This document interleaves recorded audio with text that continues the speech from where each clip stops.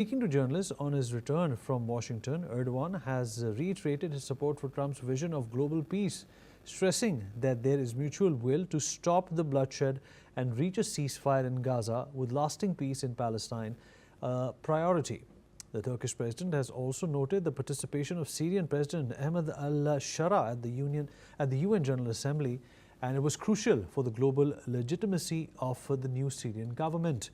Additionally, he has highlighted steps to improve defense cooperation with the U.S. through extensive and constructive talks.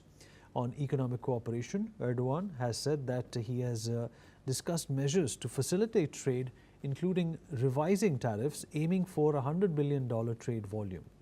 He has further added that the European Commission has agreed to a 15% ceiling on U.S. pharmaceutical tariffs, acting as an insurance policy for European companies as well. All right, Mark Sutherland, geopolitical commentator, still with us. Mark, what do you make of the meeting between, the Turkish leader and Donald Trump? Of course, the agenda has, in the past, always been about the ongoing situation in Gaza. Donald Trump very recently went on to say that it's going to prevent Israel from annexing West Bank or Gaza, and that is something which the Arab world has also hailed. But the big question is, will Donald Trump stick to what he has said? This is, I believe, their first meeting in the White House for 6 years. We've had the Biden administration in between. And so let's bear that in mind. Also, there are concerns about the fact that Turkey is looking to buy a Russian air defense system. There is also concern about the fact that Turkish want the US deal in regard to the F-35. We have to remember that Turkey is a member of NATO, but we've just seen the now new leader of Syria speak at the UN. Turkey has strong relationships with that, and has been involved, in my opinion, with getting rid of Assad. We have to also put in context, we don't have time in many ways to go through a heck of a lot of history, but Turkey wasn't very happy with Israel then bombing and protecting the Druze of Syria.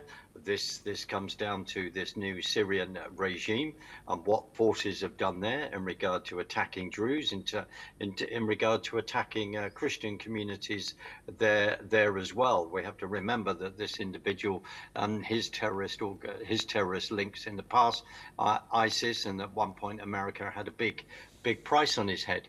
Why am I saying all this? Because all of this has to be put in, like everything, in a historical context.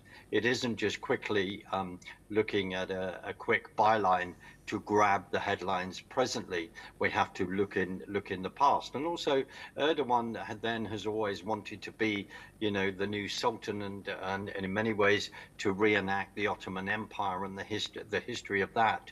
Now, they also are concerned about the sanctions that the Americans have had on Turkey. There is also the huge Kurdistan situations to still sort out with the PKK.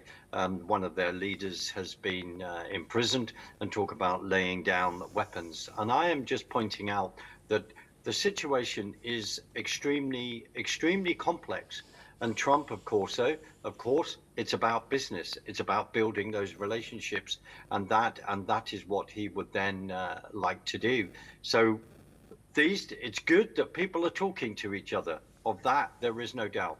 But there is a lot on the table, and as we've seen in regard to trying to bring the war to the end between Israel and Gaza, and of course, there's been discussions about that, and discussions about that with other leaders in that region. But we also have to remember the history, sir. All right, absolutely right. We also have to remember the history. Mark,